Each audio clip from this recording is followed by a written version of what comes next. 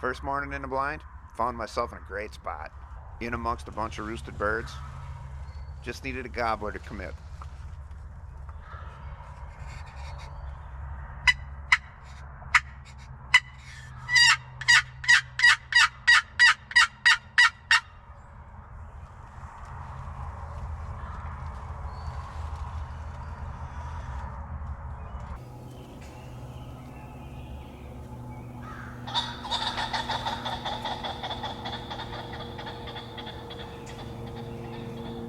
And that right there? Well, that bird must have known it wasn't open season. I was about ready to fly out, get in my truck, and go grab my 3 short hairs.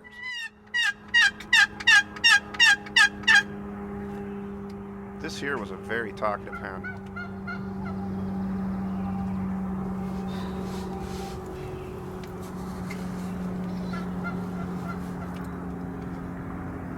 Pretty good feeling I was going to call this group of hens in. I was hoping for a big tom right behind them.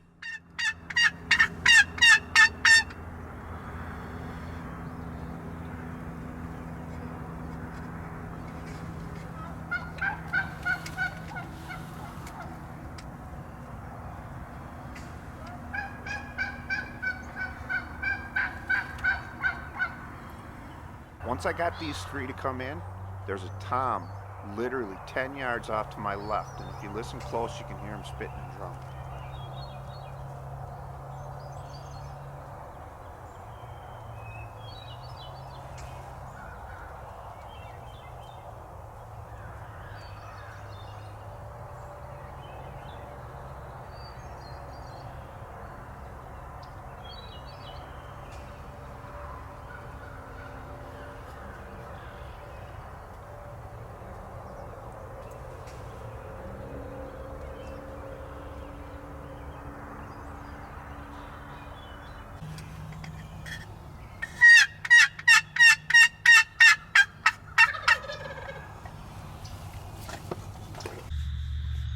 Well, all set up for the afternoon. It was a great morning. Saw a lot of turkeys. Close, really close. Had that one drumming and spitting. Like 10 yards just off to the side of the blind. I couldn't shoot. But I got the decoys all set up. I did move because the majority of the turkeys, they kind of come through this funnel right here, and I was trying to pull them off of this spot a little bit. I didn't even realize that I was off the spot just a little bit, but I think I was. And I think it's going to be a little better tonight. We'll see. I know they'll come back through here to roost, or at least that's my hope. If they don't come back through this way, they come back the other way. And if I roost them, I roost them, come back another day.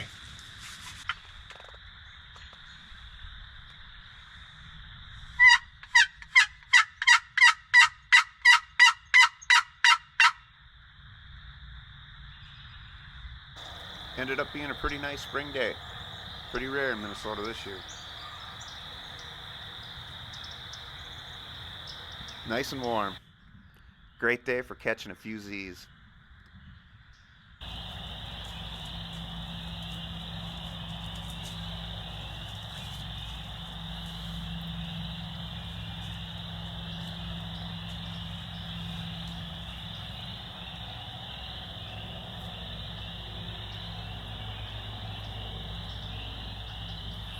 I had seen these 2 hens maybe 20 minutes before, and there was a tom with them. About 50 yards out in front of me, and they ended up going behind me. Tom ends up coming in to the right of me at 3 to 4 yards. You can hear him walking through the leaves.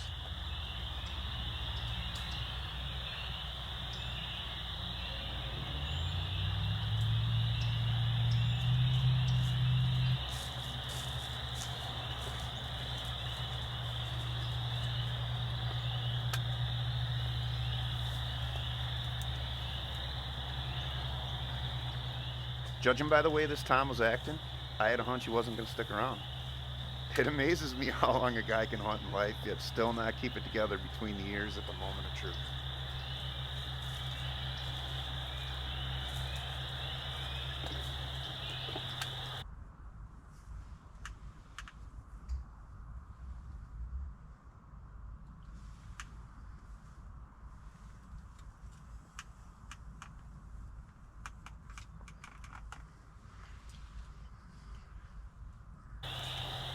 In my defense, if you watch closely, you'll see this turkey walk down in a small depression just as I shoot.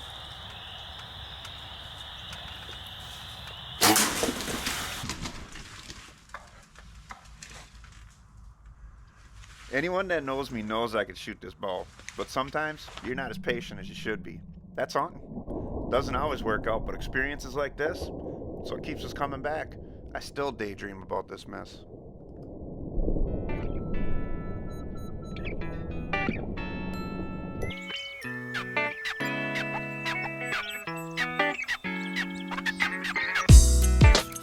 We all hunt in our own way.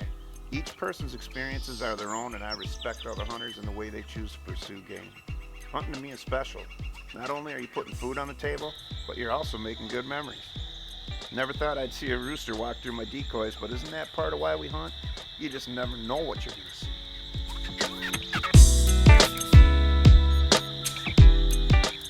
Whitetails out loving the fact they're not walking through 2 feet of snow. Watching the songbirds enjoying the fact that winter is over, nesting season is upon us. And how about this otter? Never thought I'd ever have an otter visit me in a ground blind before.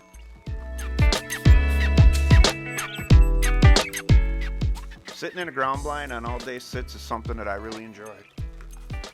We talk about the highs and the lows of not just bow hunting, but all types of hunting for that matter. That miss, that's something I'm going to reflect on and dream about the rest of my life. Priceless to me. The highs of hunting? Well, they're fun too.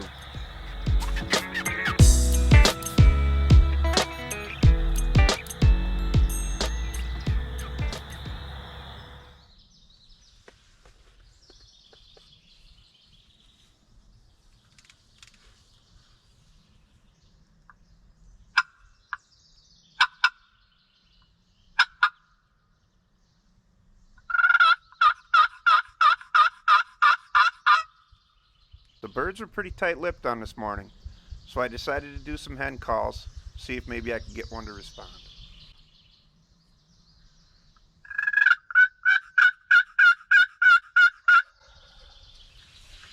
After getting this gobbler to respond, and he was close, for sure less than 100 yards, probably closer to 75, I decided to use my hat and make it sound like a hen was flying down from roost.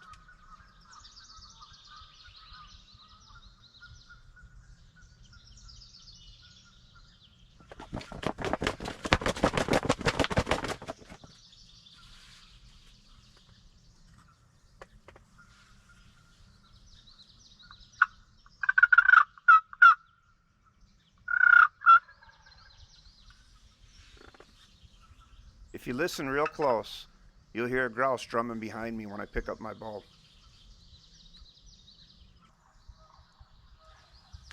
Then 2, maybe 3 minutes later, here he comes.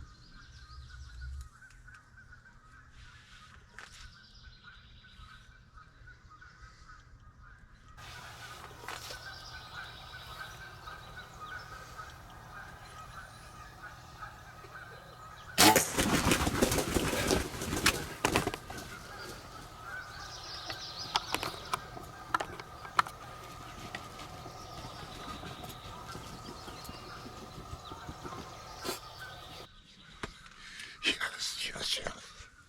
I got him. That happened quick. That happened really quick. Right off the roost, yes.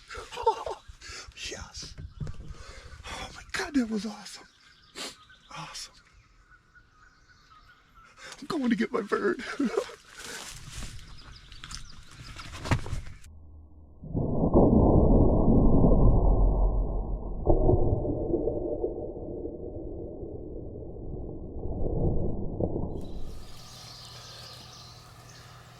How was that for a morning, huh?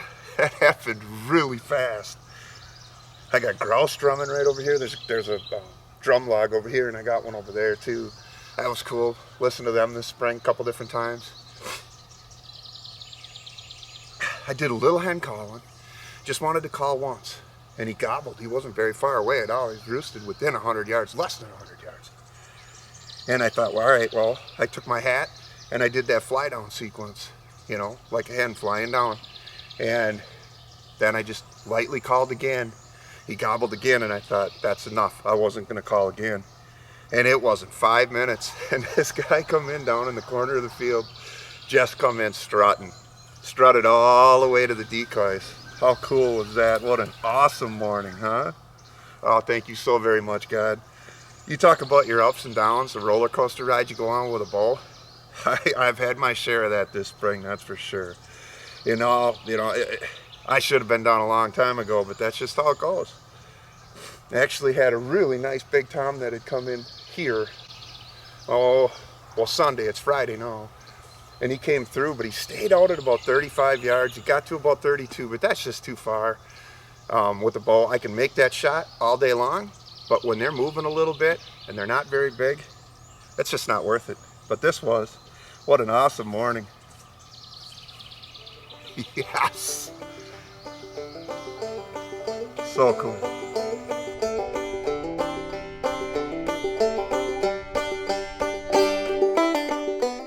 I think we all can agree, not much beats a successful day out hunting. But those days spent in a ground blind, listening, watching, the sights and sounds of spring, grouse drumming, pheasants cackling, deer moving through, birds excited for nesting season, and of course turkeys got it. I was just as excited seeing that river otter as I was harvesting that tom. For me anyway, there's no better place to tune out the world than sitting out in nature.